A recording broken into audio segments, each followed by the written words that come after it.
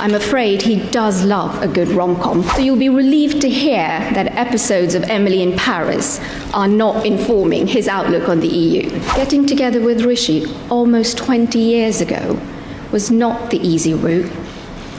It meant, in our early days together, a complicated, long-distance relationship.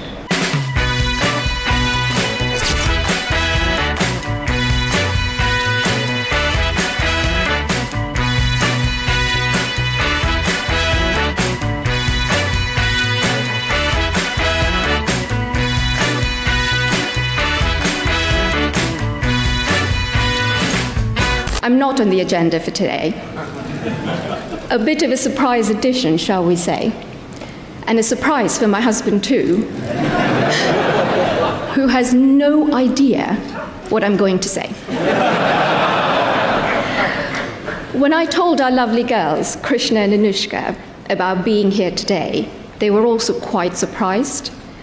But look, the reason why I'm here is really quite simple. And it's because Rishi and I are each other's best friends. We're one team, and I could not imagine being anywhere else but here today with all of you to show my support to him and to the party. As you'd expect, there's been a lot about Rishi in the media, about who he is, what he likes, what he doesn't like, what motivates him, and so forth. Now, some of it is accurate. I'm afraid he does love a good rom-com. The cheesier, the better even. And some of it is not so true. So you'll be relieved to hear that episodes of Emily in Paris are not informing his outlook on the EU. But in all seriousness, though, as we gather here today to look to the future of the UK, I'm so grateful to have this chance to talk to all of you about the man who is leading us there.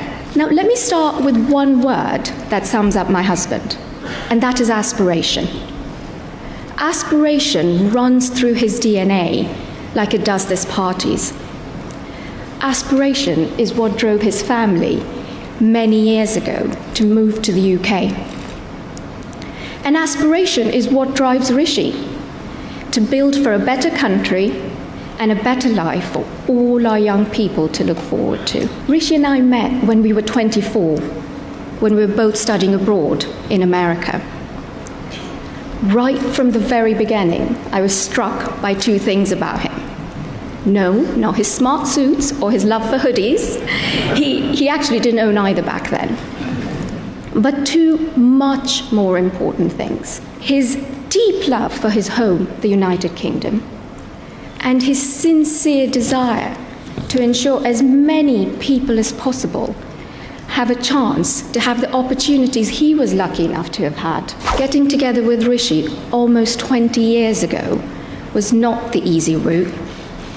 It meant, in our early days together, a complicated, long-distance relationship. But let me tell you, on the other hand, being with Rishi was the easiest decision of my life. He's fun, he's thoughtful, he's compassionate, and he has an incredible zest for life. As you may know, Rishi is the son of a GP and a pharmacist. His parents moved to the UK from East Africa with very little, but they built here a life for themselves and for their children. For Rishi's dad, being involved in his patients' lives beyond the doctor's surgery was a big part of how he saw his role. Rishi's mum trained as a pharmacist, and years later, after saving enough to open her own shop, she too went above and beyond the call of duty to build deep-rooted relationships with her customers. It meant Rishi and his younger brother and sister grew up in a household entrenched in their community in Southampton, and they were wholly devoted to it. That love of community grew in Rishi too, from a very young age, as the most natural extension of how he sees home. And that connection with people is the source of his political life.